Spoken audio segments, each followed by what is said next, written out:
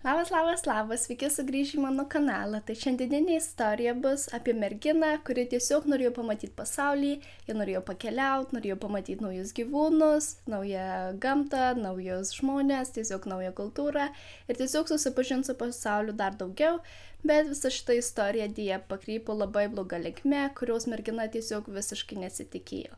Bet kaip visą laiką pradėkime visą istoriją nuo pat pradžių. Šiandieninė istorija bus apie Davin Arkens. Tai šiek tiek apie ją, apie jos pačios gyvenimą. Teigiama, kad jinai visą laiką buvo tas vaikas, kuris tiesiog mėgo nuotykius. Nuo pat vaikystės jai reikėjo kažko daugiau ir daugiau ir daugiau. Pati mergina buvo kilusi iš Belgijos. Belgijoje gyveno jie tokia maža miestelį, kur tiesiog nebuvo labai daug kažkokios veiklos merginai, kuo jinai galėtų užsiimti. Ir teigiama, kad kelionės buvo jos tiesiog svajonė ir jinai teigia, kad kai jinai tik tai užaugs, kai jinai susitaupys pinigų, jinai iškart pradės keliauti po visą pasaulį ir tiesiog domėtis kitais žmonėmis, kita gamta, gyvūnais ir panašiai. Tai teigiama, kad iš tikrųjų mergina, kai tik jai suėjo 18 metų, jie tai ir pradėjo daryti. Pirmoji Davin kelionė buvo į Pietų Afriką, kiek vėliau jie keliavo į Kiniją, taip pat į Gvatemalą. Ir tai šitos kelionės nėra taip, kad šita mergina tiesiog nuvyksta ten vieną savaitę, galbūt 2 savaitės ir tada sugrįžta atgal į savo Belgiją. Tikrai ne. Kiti dažniausiai vykdavo būtent per vasaros atostogas ir jinai tiesiog praleisdavo ten ilgus mėnesius ir kad tikrai jinai tenais jau pažindavo tą visą gamtą ir žmonės ir kultūrą ir panašiai.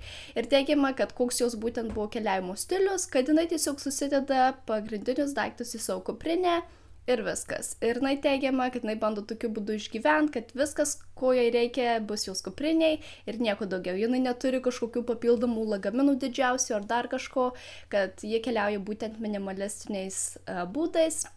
Ir tiesiog jinai kaip angliškai užsivadina backpackers, tai būtent tokiu keliavimo būdu mergina ir keliavo. Ir teigiama, kad kai Davin suėjo 24 metai, ji nusprendė, kad kita jos kelionė bus į Australiją, nes ji ilgą laiką svajojo apie Australiją, ji žiūrėjo įvairias televizijas ir tenais, žinot, atrodo visas tas kengūras, tą nuostabią gamtą, nuostabius paplūdimius, kroklius, kalnus, tiesiog nuostabi gamta pas juos yra.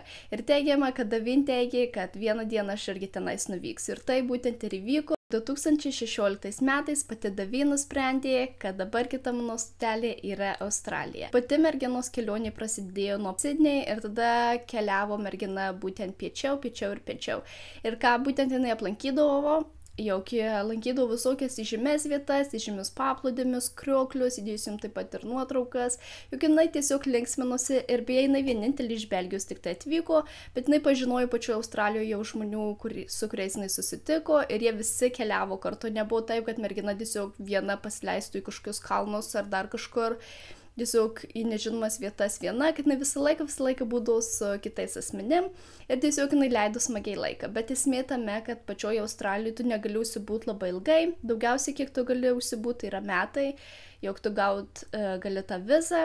Ir jeigu žmonės nori užsibūti ilgiau Australijoje negu 1 metai, jie turi atitikti tam tikrus kriterijus. Ir vienas iš jų yra, jog tie turistai privalo dirbti 88 dienas tam tikruose darbuose. Ir tie darbai nėra, kad visi bet koks darbas, tarkim, tiktų, kad dažniausiai tie darbai turi būti susijęs su kažkokia tarkim, žemės sfera, aš turiu minį, kad ar tu fermoje kažkokio dirbsi, ar tu auginsi javus, ar dar ką nors, kad kažkas tokio, ar tu su gyvūnais būtent dirbsi, kad toks būtent darbas, ir jeigu tu 88 dienas išdirbi tokį darbą, tuomet vėl gali aplikuoti, jog tau leistų pasilikti dar 1 metus pačioj Australijoje.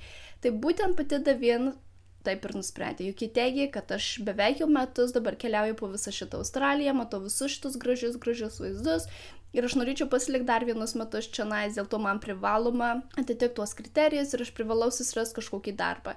Dėl to mergina įdėjo savo skelbimą, jog jie ieško darbo, taip pat jinai siuntė daugybę CV į visokias kitas fermas, į visokius kitokius darbus, nes jinai norėjo išdirbti tas 88 dienas ir tiesiog gauti tą tolimesnę vizą. Ir teigiama, kad kai mergina apsilankė svetainėje, kurios pavadinimas yra Gumtree, tai šitoj svetainėje šitam puslapį yra dedami tiesiog visokie skelbimai, jog jeigu kažkas kažką parduoda, čia gali įkelti, jeigu ieško į darbo, jeigu darbdaviai ieško darbininkų irgi gali kelt, kad tiesiog šitoj svetainėj gali atrasti viską. Ir jie ilgai apskritai net nesulaukė jokio atsakymo, kol galiausiai jai atrašė vyras, kuris prisistatė, jo vardas yra Max. Ir jis teigė, kad aš turiu tą visą fermą, kad mes priklausom tokiai kažkokiai dideliai korporacijai ir kad mes būtent priimam šitus backpackers keliautojus, kurie keliauja tik tai su savo kuprinėm, jog jie galėtų padirbti pas mus tas 88 dienas ir tiesiog gauti tolimesnę vizą. Ir kai būtent pats Max paaiškino, kokį darbą turės daryti pati Davin, jog jie turės dirbti su gyvūnais, su veršiukais ir tiesiog juos prižiūrėti, maitinti, išvalyti visą vietovę ir tiesiog prižiūrėti veršiukus. Todėl pati Davin, žinoma, žiauriai apsidžiaugė, iškart pasakė savo visom tom draugėms, su kuriuom jinai palaikė ryšius pačioje Australijoje. Visos draugės ją palaikė ir teigė, kad taip, važiuok ir tiesiog atidirbti savo dienas ir galiausiai vėl galėsi mėgautis tolimesniu savo gyvenimu. Taigi teigiama, pati Davin sutiko su šitų darbo pasiūlymu ir šis darbas buvo iš tikrųjų Meningė miestelį, toksai, jis net ne tai kaip miestelis, labiau toks kaip ir kaimelis, nes šitam net pasižiūrėjau, kiek žmonių gyveno, tai pavyzdžiui 2016 metais iš viso gyveno tik tai 1118 žmonių, bet būtent iš šitų visų žmonių pačiam centre gyveno 852 žmonės. Ir tuomet aplinkui tiesiog tokie kaip ir namai, tada aplinkui laukai visiškai nieko nėra, tada kitas namas už daugybę kilometrų vėl visiškai nieko nėra. Tai nėra labai plačiai apgyvendinama pati vietovė. Ir teigiama, kad pati šita mergina, Davin, jis sutiko, jog jie dirbs šitoje tokioj vietovėje, tokioj fermoje. Ir tai buvo 2017 metai vasario 9 diena ir pats Max davė instrukcijas pačiai merginai, kaip jai būtent atvykti kitos vietos. Tai jis teigė, kad tu turi įlipti į autobusą ir davažiuoti iki Murray Bridge vietovės ir tuomet išlipti į stotelį ir kad pats Maxas jis lauks šitojo stotelį ir tuomet jis pats nuveš ją į tą fermą ir kad tau visiškai nereikia bijot, kad viskas tiesiog bus gerai. Teigiama mergina taip ir padarė, išlipo toj stotelį, Maxas jau jos laukė, tuomet pati mergina su Maxu įlipo į jo raudoną pikapą ir tiesiog išvažiavo. Ir teigiama, kol jie važiavo, pats Maxas netrodė kažkoks labai pavojingas, jis kaip tik daug kalbėjo, aiškino apie tą visą darbą, kad ką merginai reiks daryti. Jis teigė, kad ir anksčiau jisai jau turėjo tokių žmonių, kurie jam būtent dirbo ir jisai pažįsta ir kitą merginą iš kitos valstybės, kuri dirba tik tai kiek tolimesniai fermoj. Ir tiesiog jis buvo labai mandagus ir išvien su mergina kalbėjo. Dėl to pati Davin, jinai tiesiog visiškai neįtarė, kad kažkas blogo gali nutikti su šitu paslaptingu vyru. Vyras važiavo automobiliu kažkur apie 2 valandas nuo tos stotelės, kur jis pasiėmė pačią merginą. Ir teigiama, kad jiem net reikėjo persikelti su 2 keltais per nedidelį ežerą ar tai upę. Tuomet vėl važiuot ir tu kaip važiuoji, tu tiesiog aplinkui visiškai nieko nėra, nei jokių namų, nieko, tiesiog laukai, visiškai jokios gyvos dvasios nėra. Ir taip jinai važiavo, kaip jau sakau, kažkur apie 2 valandas. Nors esmė tame, kad nuo to kelio, kur pats šitas vyras pasiėmė šitą merginą, iki jo pačio tų namų, kažkur tik tai yra apie valandą kelio, jeigu tu važiuosi tiesiog greitkeliu taip tiesiai, bet pats šitas vyras, Max kabutėse, jis norėjo kaip tik merginą labai stipriai suklaidinti, dėl to jis važiavo tiesiog per aplinkui daug ilgesnių kelių, kad mergina galvotų, kad jinai tiesiog yra labai toli nuo tos vietovės, iš kurios pats vyras ją pasiėmė. Tuomet, kai atvyko jie į pačio Maxo nuosavybę, jie privalėjo pravažiuoti 2 vartus, kur vartai buvo abudu užrakinami, kad pačiam vyrui reikėjo išlipti iš automobilio, atsirakinti juos, tada pravažiuoti, vėl užrakinti ir tada važiuoti ir vėl atsirakinti kitus vartus ir vėl. Ir kad teritorija irgi taip pat buvo labai didelė ir jinai irgi buvo aptverta. Ir tiesiog aplinkui visiškai nieko nebuvo. Tik tai buvo keli tie kaip ir ūkiniai pastatai ir viskas. Teigiama, kad pati Davin jie įėjo į vieno to pastato vidų, kur jis teigė, kad eik čia viduje, aš tau parodysiu, kokį darbą tu turėtum atlikti. Ir prieš tai jis teigė, kad aš turėjau tokių kaip ir blogų incidentų su kitais asmenėm, kurie pasidirbo ir kad jie vartojo narkotikus. Ir pats šitas vyras, jis teigė, kad aš noriu pasižiūrėti tiek tavo pėdas, tiek tavo rankas, ar tu neturi būtent adatų žymių. Ir jeigu viskas gerai, tuomet pradėsim nuo viso darbo ir viso paaiškinimo toliau. Pati Davin, žinoma, sutiko, nes jinai tikrai nieko neįtarė, kad kažkas galėtų jai blogo nutikti. Todėl jie tiesiog taip kaip ir prigulė ant tokios sofos. Na čia tokiam pastate, kaip ir ūkiniam pastate, kur turėtų būti laikomi kažkokie gyvūnai, bet šiuo atveju nebuvo jokių gyvūnų ten viduje. Buvo taip sofa, čia buvo toksai šaldytuvėlis mini, aplinkui buvo toks kaip ir šienas, jis jau kaip apleista tokia vietovė, kaip jau skau, kaip gyvūnam laikyti ir visiškai nieko daugiau nebuvo. Toks kaip tvartas nedidelis.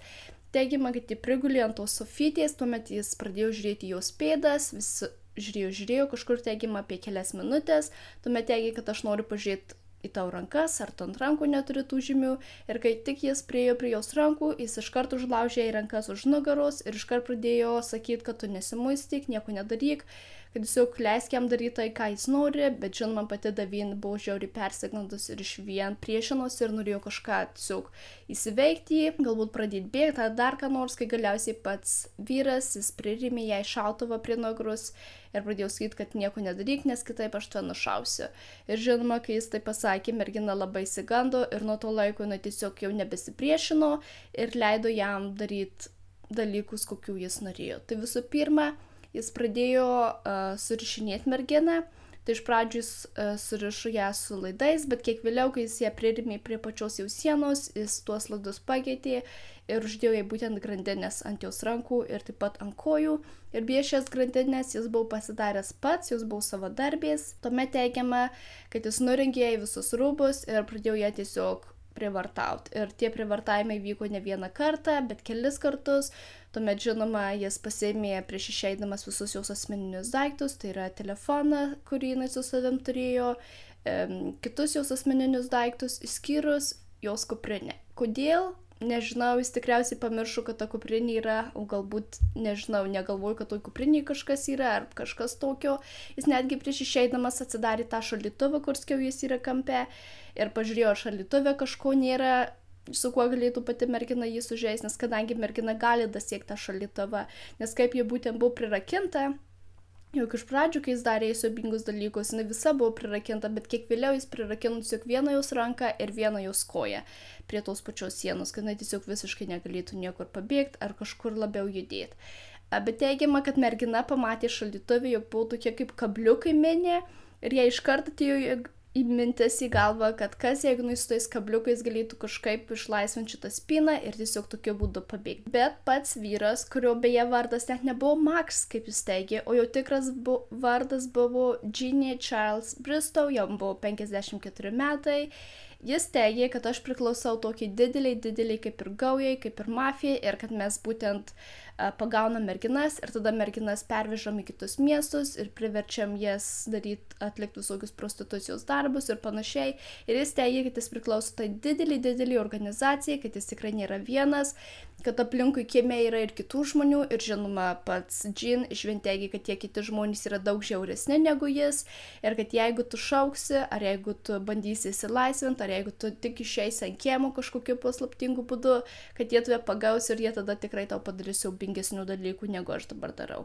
Dėl to, žinoma, pati Davin, jinai buvo žiauriai persigandus ir net bijojo pagalvoti, kad kas jai nutiktų, jeigu jinai išeitų iš tos būtent iš to viso būtent tvarto. Ir dar pats Jean teigė, kad su mum dirba netgi pati policija, nes jie teigė, kad mes turim tą didelį žmonių pardavimo kaip ir klaną visoje Australijoje, kad mes esam vieni iš didžiausių žmonių pardavinėtojų šitoj pačioj Australijoje ir kad net ir policija su mum dirba, tai kad tu tiesiog nieko negali pasitikėti ir kad geriausias variantas, ką tu gali daryti, tiesiog pasiduot ir tiesiog daryti viską, ką pats Jean prašo jau daryti.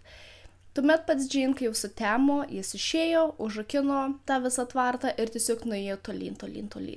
Teigiama pati Davin, ji žinoma nepasidavė, jie prieėjo ar prišliaužė prie to šaldytuvo, jie pasiėmė tuos kabliukus, kur minėjau prieš tai, ir išvien tiesiog bandė atlaisvinti savo ranką ir teigiama, kad ranką pirmą ji išvien labai greitai atsilaisvino. Tiesiog jie reikėjo kelis kartus pasukti su tuo kabliuku įdėjus į vidų ir tiesiog spyna atsirakino.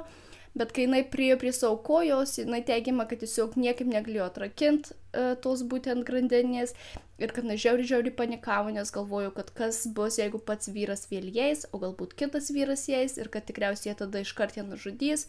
Plus pati mergina nežino, kur jinai yra.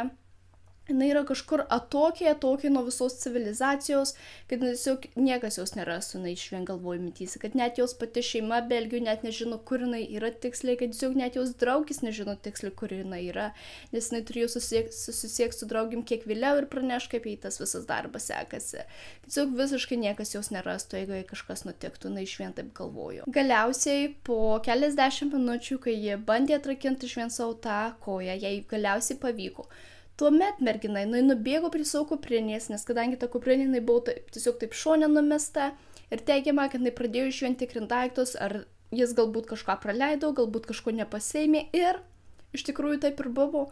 Iš esmės jis kaip ir tikrino tą jos tašytę, bet tikriausiai nematė, aš net neįsivaizduoju, kaip galėtų nematyti kompiuterio, bet teigiama, kad jis paliko visą kompiuterį toj tašytėj ir tuomet dar tokiam slaptam skyrelį pati mergina laikė tą būtent interneto daiktą, su kuriuo gali pasijungti internetą bevėlį prie kompiuterio. Tuomet pati mergina Davin žinoma įsėmė savo kompiuterį, prisijungė internetą ir išvien pradėjo naršyti. Jie iš tikrųjų nuėjo į patį Facebooką ir visiems žmonėms, kurie tuo metu buvo prisijungę, tiesiog išvien siuntė pagalbos žinutės, jog jie yra pagrobta, jie nežino kur, kažkur fermose, kad jie pravažiavo kad jie buvo paimta iš tos stotelės, kur jums sakiau, jog jie pravažiavo 2 tuos keltus, kad jinai tiksliai net nežino kur, kad važiavo kažkur apie 2 valandas, kad aplinkui niekur nėra ir jinai tiesiog pradėjo išvien rašyti šitą žinutės. Ir teigiama, kad jos draugė, kuri buvo taip pat iškart prisijungus, tai jos vardas yra Echo Wang, tai iš tikrųjų su šia draugė jinai susipažino, kai jinai buvo Kinijoje. Ir ši mergina dabar irgi jau yra Australijoje ir jinai irgi užsiima tokiais pačiais keliavimo dalykais kaip ir pati Davin, tik jie šitą merginą buvo visai kitoje Australijos pusėje, labai daugybė kilometrų nuo pačios šitos merginos, bet jos vis tiek palaikė ryšį ir vis tiek komunikavo dažnai ir tiesiog pasakodavo, kaip tau kelionė sekasi, kaip man kelionė sekasi. Teigiama, kad pati šita Eko iškart atrašė pačiai Davin, iškart pradėjo kaip ir nuraminti pačią merginą ir teigė, kad aš paskambinsiu policijai, kad ar tu žinai, kur tu esi, kokia tau yra lokacija, bet žinoma, pati Davin, jinai, kaip jau minėjau, jinai visiškai nieko nežinojo ir jinai teigė, kad aš rašau per savo kompiuterį, kad jis atėmė mano telefoną, dėl to aš tikrai nežinau, kur aš esu ir tuomet ryšys staiga nutrūko. Nes kažkodėl pačiai Davin, galbūt internetas pasibaigė ar kažkas, tiesiog jinai niekaip negalėjo daugiau prisijungti prie pačio interneto, dėl to jinai žiauriai vėl supanikavo. Tiesiog įdėjo kompiuterį vėl atgal, tą modemą irgi iškart paslėpė ir jinai vėl nuvėjo prie tos sienos ir vėl pati prisirakino save prie tų 2 grandinių. Nes esmė tame, kaip ji bent jau teigė kiek vėliau, juk ji bijojo bėgti. Ji galėjo jau dabar šiuo momentu išbėgti kiemą ir kažkur galbūt bėgti tais laukais, bet kaip jau pats Jean minėjo prieš tai, jog jie priklauso tai visai organizacijai, jog yra žmonių aplinkui, jog jie stebi šitą aplinką, kad nieks kitas neteitų, jog jie pašaliniai asmenys, plus buvo tamsu.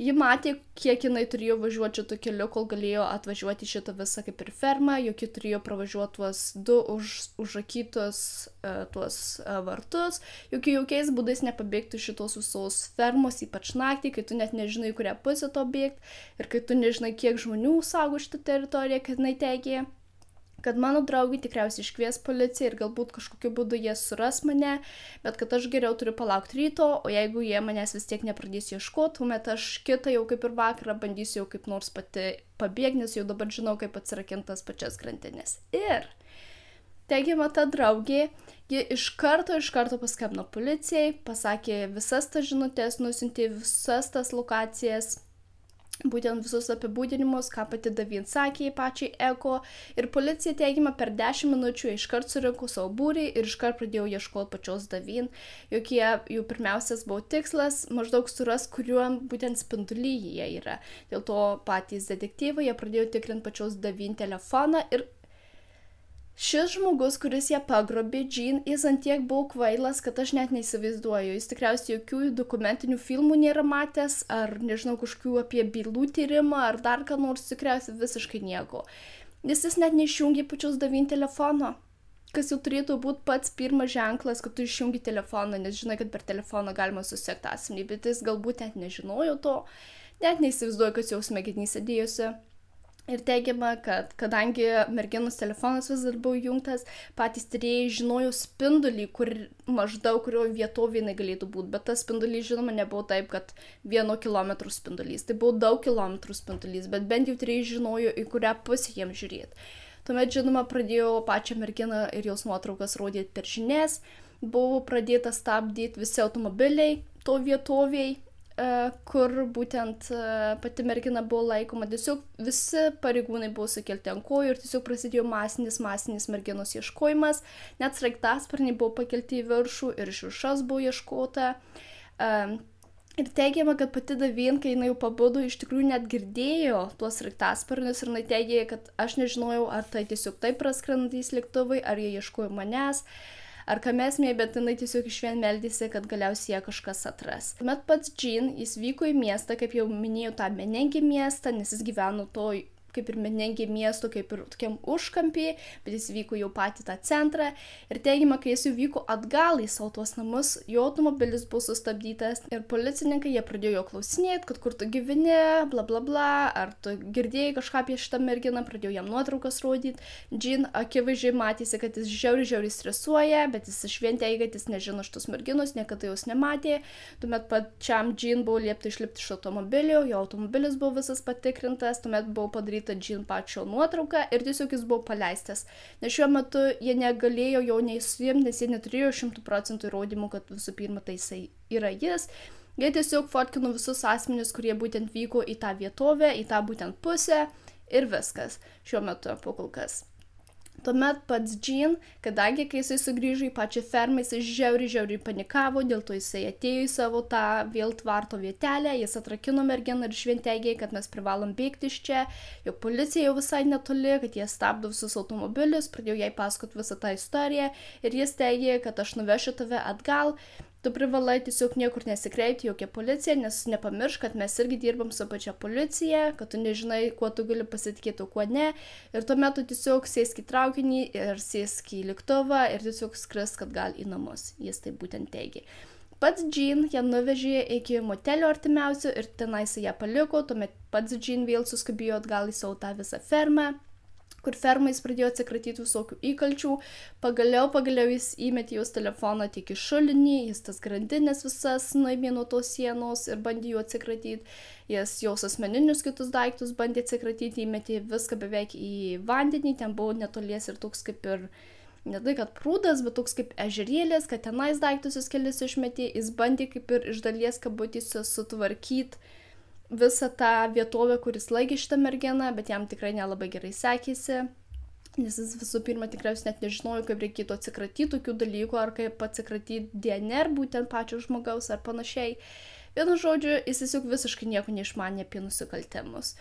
Pati Davin tuo tarpu, ji išvien buvo tam viešbutį ir jinai net bijojo išeiti iš to pačio viešbučio vidaus, ji bijojo išeiti į kiemą, nes jinai tiesiog buvo šokiruota ir nežinojo, ar šis vyras jis lauks jos prie išėjimo, ar galbūt kiti vyrai lauks, ar jinai turėtų kreiptis į policiją, ar jai vis dėlto nesikreipti į policiją, nes policija irgi dirba kartu, kad kas bus, jeigu policininkai ją vėl grąžins ten, ar dar kas nors, jinai tiesiog visiškai nežinojo, ką daryti. Ir šiuo metu jinai neturėjo su savimi nei telefono, nei savo kompiuterio, tiesiog visiškai nieko, jokių internetų ir panašiai, bet galiausiai pati mergina jinai išdrįso, kad vis dėlto išeis į kiemą ir nueis iki artimiausios kavinukės, nusipirks šiek tiek pavalgyti ir tuomet galbūt tenais bus internetas, galbūt kažkas jai paskolins kažką, kad kaip jinai galėtų susisiekti su savo būtent giminėm ir praneš, kad vis dėlto jai viskas yra dabar pagaliau gerai.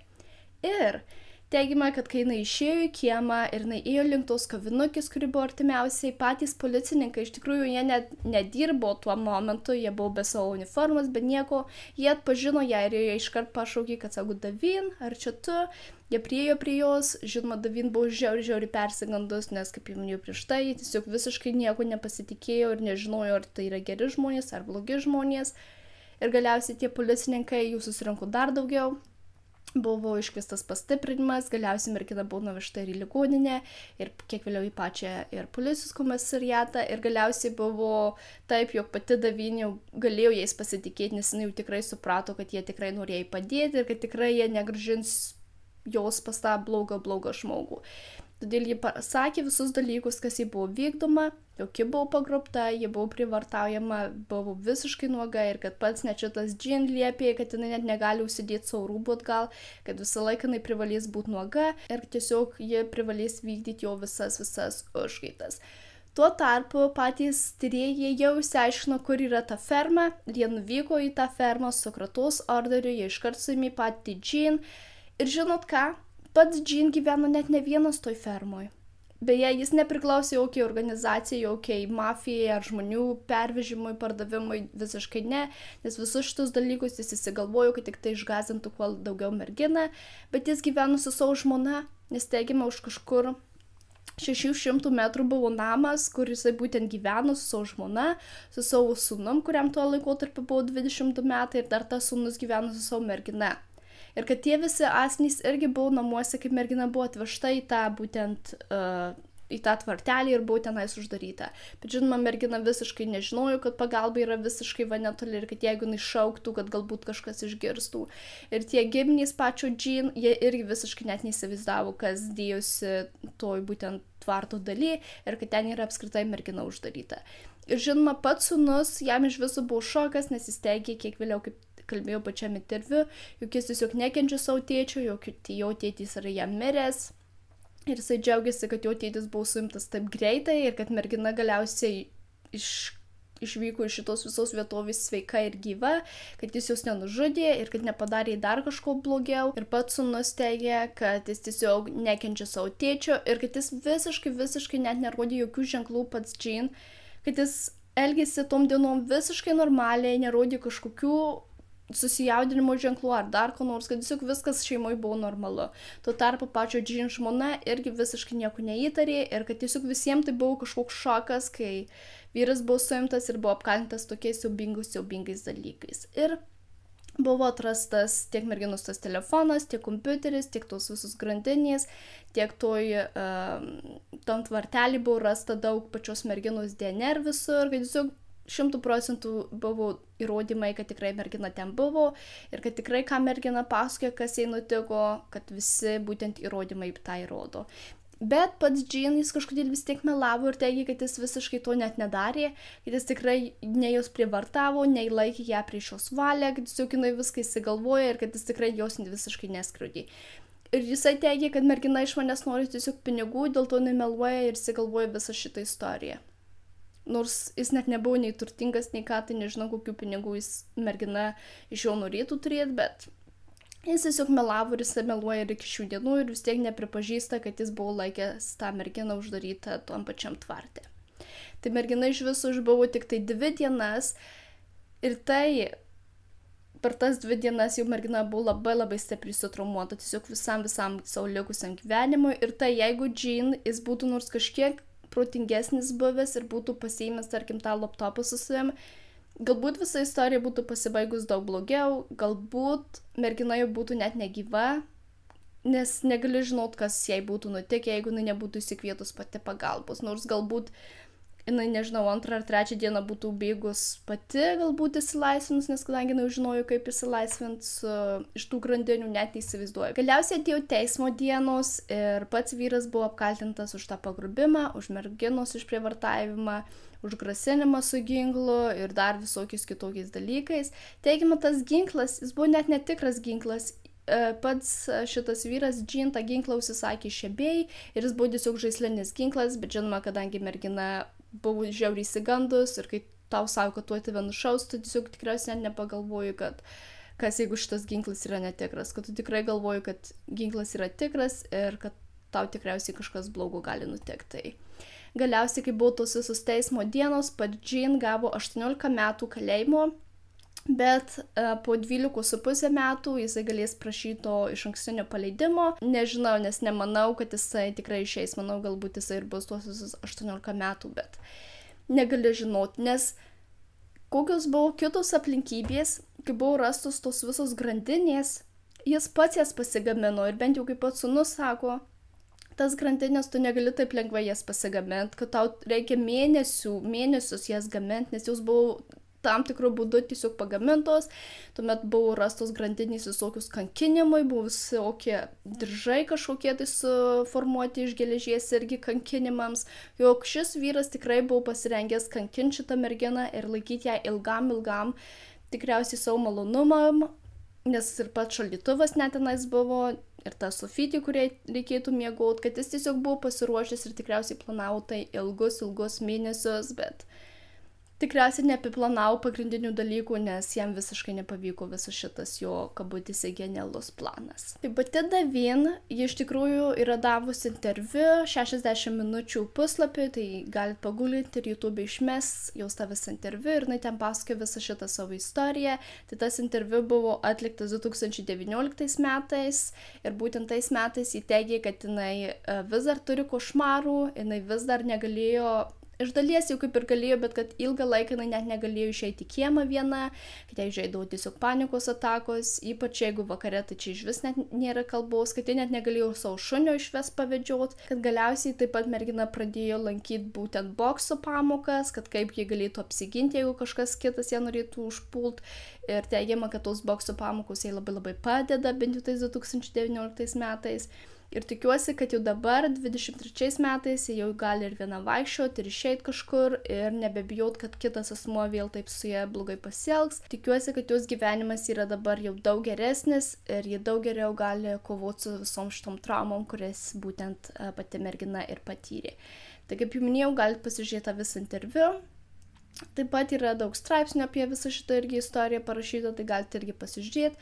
Nors nėra aprašyta, tarkim, apie jos pačią vaikystę, ar bent jau man nepavyko atrasti, ką įveikė būtent šitais metais ir kaip jai būtent sekasi dabar 23 metais, bet kaip jau minėjau, tikiuosi, kad jai viskas yra gerai. O tas vyras, tikiuosi, kad jisai tiesiog ilgus metus praleis kalėjime pats Jean ir tiesiog neišeis, nes jis tikrai norėjo jai atlikti siaubingus dalykus. Ir labai džiaugiuosi, kad merginai pavyko pasprogti vos 2 dienos ir jau jinai pasprogo iš tos viso košmaro.